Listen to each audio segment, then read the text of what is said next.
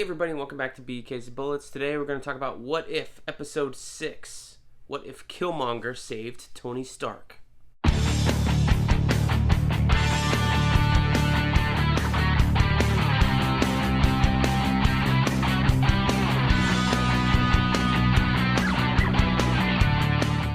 Hey everybody, and welcome back to BK's Bullets. As always, I am your host, Brent, and today we're talking What If Episode 6, What If Killmonger Saved Tony Stark. But before we do that, let me ask you to please do one thing. Please subscribe. Helps me out, helps the channel grow, lets you know when I drop new videos, all that good stuff. So, what if Killmonger saved Tony Stark? Well, we kind of get the same thing as in Black Panther. I mean,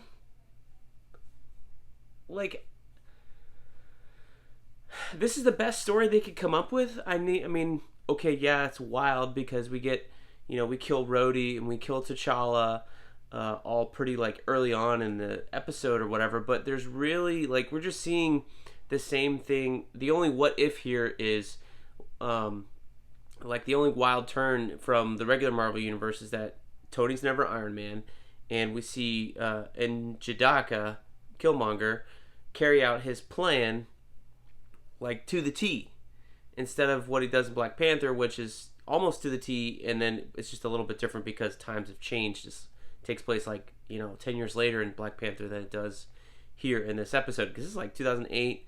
Black Panther came out in 2018, and usually the Marvel Universe stuff, before the Endgame jump anyway, took place in the year that the movie came out in. So there's a little bit of difference of that, but it wasn't that exciting to see all this occur.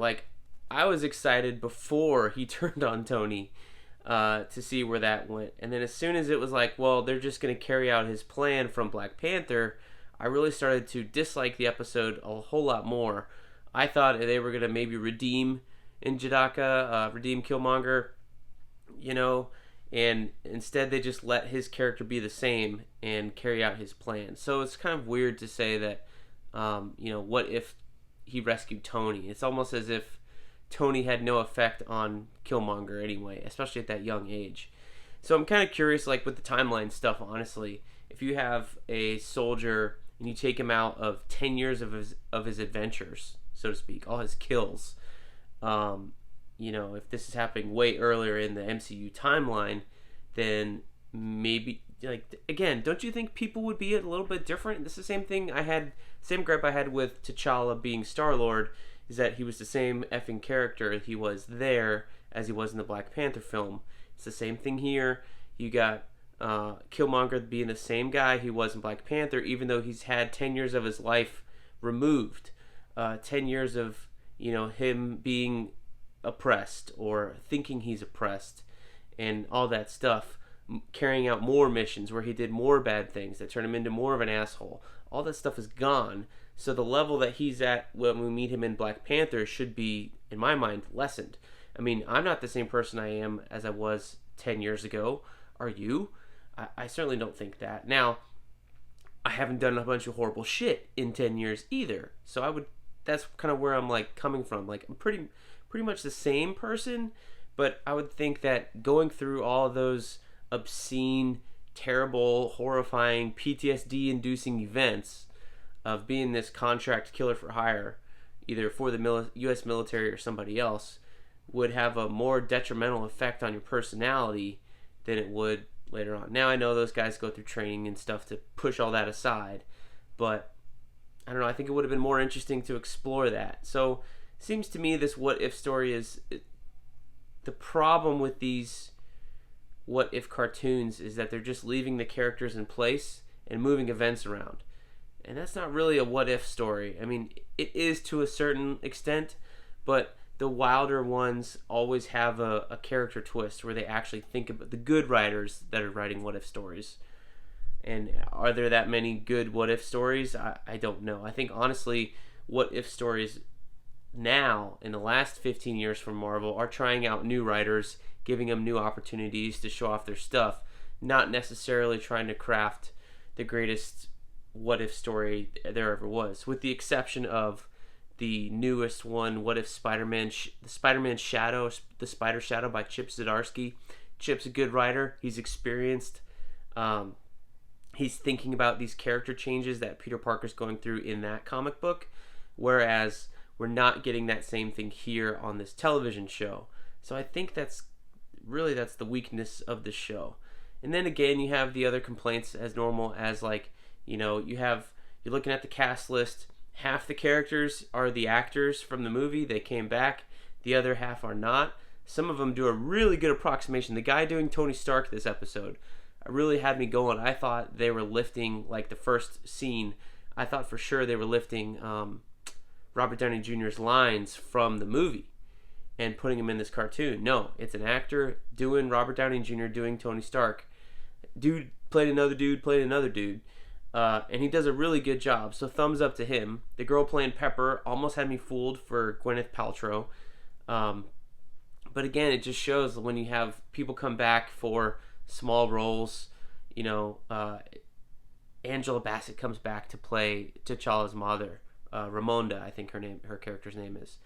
Okoye Denai Guerra is back doing the same, voice work she was doing last episode in the zombie stuff.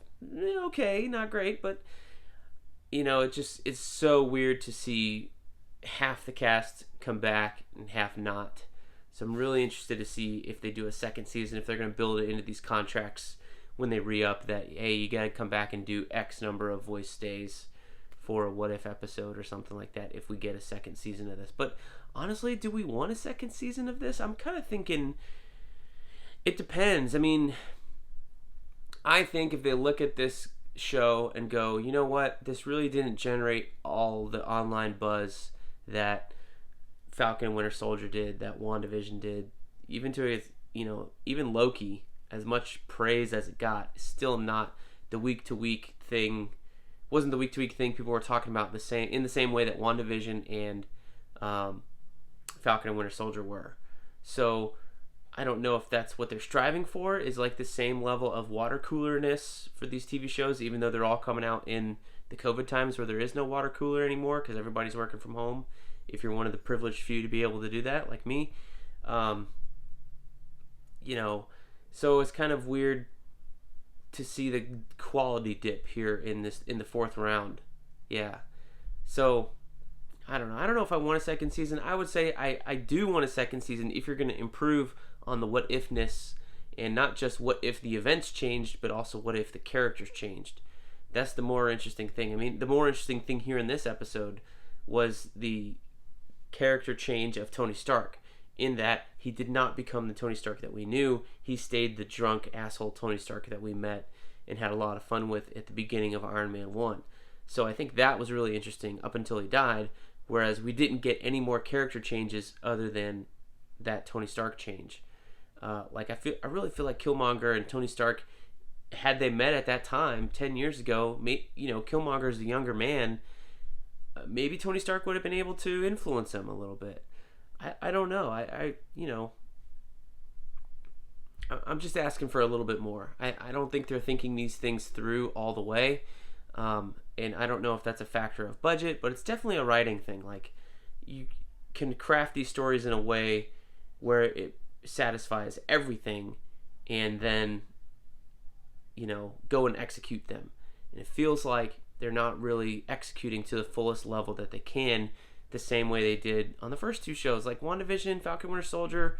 I mean, it's a different writing team. Every show is a different team, but the overall character structure, they're giving their characters a journey, and it's serialized, whereas this is an anthology. But you can do character changes in 30 minutes. We've seen that before. It's not unheard of. It's not too much to ask for, but I'm asking for a little bit more out of What If, and I'm not getting it. I think the animation the episode 2, I noticed a little bit more, wasn't as quality as some of the other ones. So I noticed a little bit more flaws, or maybe the character models were a little off, or there were definitely times too where they actually just put in a still picture and changed the frame of it over the period of thing, or the background of Tony Stark's warehouse, just the painted cars. Instead of being a 3D model, felt like a budget shortcut, and I thought that was a little strange because I don't think we've seen that in. Well, if we have seen it, we definitely did not notice it. Whereas I definitely noticed it here, and it felt like I was watching an animated webtoon as opposed to the premiere animated show from Disney Channel, or Disney right now, is this one right here. So, not quite up to snuff. I think we're slowing down a little bit. So, not the greatest episode, not the worst episode, but still, I think because of the anthology thing, everybody's going to keep watching because I think they're going to link everything up. I'm not sure. But also, too, I think the other letdown here was there was no comeuppance, basically, or no big cliffhanger for Killmonger, for Njidaka. And I'm only saying Njidaka because that's how they pronounce it in the episode. And I was like, that sounds really weird. I don't remember them saying it that way in Black Panther, but I could be wrong. So we'll just go with Killmonger, right?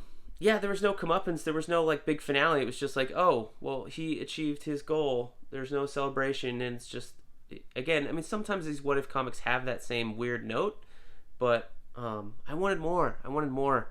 So just to leave it hanging on Shuri and Pepper talking, I think was a little bit of a loss. So I don't know. Let me know what you guys thought of this episode down below in the comments. We'll chat about it there. Thanks for watching. We'll see you guys next time in the Funny Pages.